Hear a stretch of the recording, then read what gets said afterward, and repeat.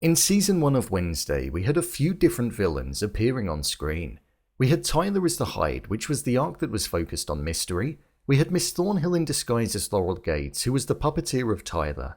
And we also had Joseph Crackstone, who was an ancestor of Laurel Gates and shared a similar view of wanting to wipe out all of the outcasts in Jericho. So Season 2 of the show has a lot to live up to in providing good villains for us to watch and see Wednesday hopefully defeat. So with that, I thought I'd break down and explain the potential villains that we could see in Season 2 of the show. So let's get into it. Here is Wednesday Season 2 Villains Explained. Just to let you know, this video will contain spoilers. There are so many different options for villains when it comes to Season 2 of Wednesday, so I'll break them down individually and one by one. Bianca's parents. One character that we were introduced to in the first season of the show was Gabrielle, Bianca's mother. We saw that she had a bit of a troubled relationship with her daughter Bianca and that there was a sense of manipulation that was involved in their encounter.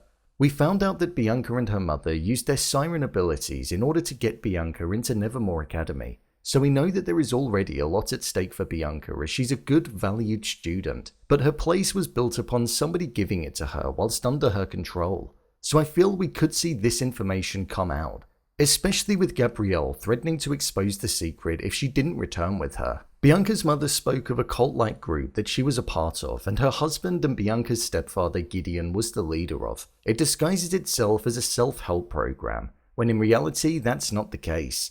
They're just in it to make as much money as they possibly can, whilst not caring about the well-being of the users. With Gabrielle threatening Bianca at one point in the show, we could see her parents become two people that become villains in the new season, as we saw that they do seem to have that trait within them. We know that Bianca's mother is a siren and she has powers and abilities such as making people do as she pleases, underwater breathing, and the ability to change the lower half of her body to be like a mermaid.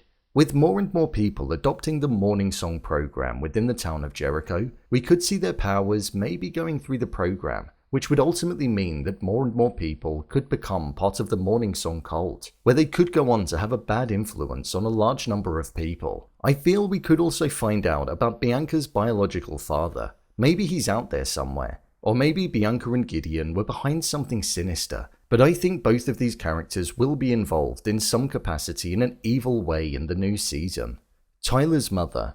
A character that we heard of briefly in the first season of the show was Tyler's mother. We never found out what happened to her, or where she was in the present day. We were only told that she died in the past sometime. However, I don't think that's the case. We had a major revelation in the final episode, and that was that Tyler got his abilities of being a Hyde from her side of the family, as his father was 100% human. We also saw the medical documents that had it down as proof with a photo alongside it too. With the negative reputation that Hydes have amongst the outcast community and human community in Jericho, I feel she took herself away from the town in order to keep her family safe and avoid them being tarnished with the same treatment that she got. We saw that she attended Nevermore Academy at a time before the Hydes were banned as students, as there was a photo of her alongside Morticia in the fencing team, so I wonder if she was involved in the event that led to the removal of that species.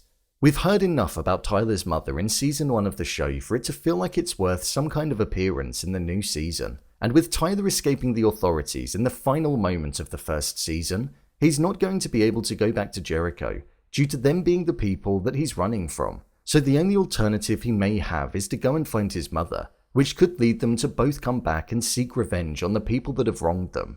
Tyler. I believe Tyler will return in Season 2 of the show, and I feel he will continue to be some kind of villain. In the finale of the show, we saw that he was the Hyde, and also when he was in his human form, he stated how he enjoyed doing what he was doing, and harming the people. So he does have an evil side and a dark nature buried within him. With Tyler escaping from the van in the closing moments of the season, I think we could see him meet up with his mother, share the news that he's adopted the powers that are within him and that they've been activated, and then they'll return to Jericho. I think Tyler will look to seek revenge on Wednesday as she was the person who essentially ruined the plan that was underway. I imagine he could also view Enid as collateral damage as well, due to the battle that they had in the woods, and he may want a round 2. If Wednesday and Xavier form a connection in Season 2 of the show, we could also see Tyler potentially look to take out Xavier if there is a sense of jealousy that comes into the picture. Miss Thornhill, aka Laurel Gates. What happened to Miss Thornhill is extremely interesting. We saw her get defeated in the most dramatic of fashions, with Eugene returning and utilizing his powers of harnessing the control of the bees, but we never saw her again after that moment. We didn't see her get taken away by the authorities, and we didn't hear that she didn't survive. So does that mean that she managed to escape? If she did manage to escape, we could see her return in the next season of the show. We know how much she doesn't want outcasts to be present in the world, so just because she had one failed attempt with Joseph Crackstone, I don't think that would mean that she wouldn't try again. She may meet up with Tyler following on from him escaping from the van, and they could devise a new plan where maybe they think of some other people that they could recruit to assist them in their plan. The person behind the text messages. In the final moments of the season, there was one big setup for the second season of the show. Wednesday received a text message that said, "I'm watching you," along with a photo of herself and Xavier, one of herself and Tyler, and a threatening gif, showing that somebody had definitely been watching Wednesday over the course of her first academic year at Nevermore Academy. Whilst I've thrown a couple of theories out there about it potentially being Enid, Bianca, and maybe even Yoko, there's the possibility that this could be a completely new character in the show that we've not seen before. I would argue at first that it could be a student at the school due to the fact that it was taken inside of the coffee shop, which is a known student meetup point, and also inside of Nevermore Academy. However, at the academy where the photo was taken, it was at a time where there were adults around, and at the coffee shop there can be just members of the public there as well, so it's hard to pinpoint what type of person it is.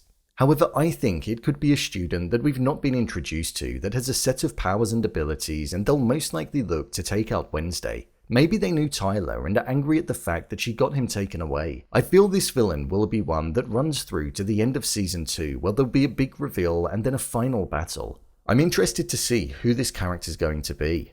As you can see, there are a wide variety of different options for people to not only return, but also to be introduced to in the next installment of the show, so I'm excited to see which route the show decides to go down. I personally feel as though we'll have Bianca's parents, Tyler's mother and himself, and the person behind the text messages as the main villains in season 2 of the show. It's going to be interesting for sure. So, there you have it, Wednesday season 2 Villains Explained. If you want to see more videos such as endings explained, theories and predictions and character breakdowns, then click on the I button. Or alternatively, you can head over to my channel where you'll find them all. If you'd like to give me a show or movie that you'd like me to review, then head over to my Twitter, @brainpilot_, and tweet me what show or movie you'd like me to review next. And finally, if you'd like to see what I rate the latest movies that don't quite make the cut to getting a dedicated video, then head over to my Letterboxd profile. It's where I rate the latest releases in real time. Who do you think could be the villain? Leave a comment down below, and don't forget to subscribe. I'll see you next time.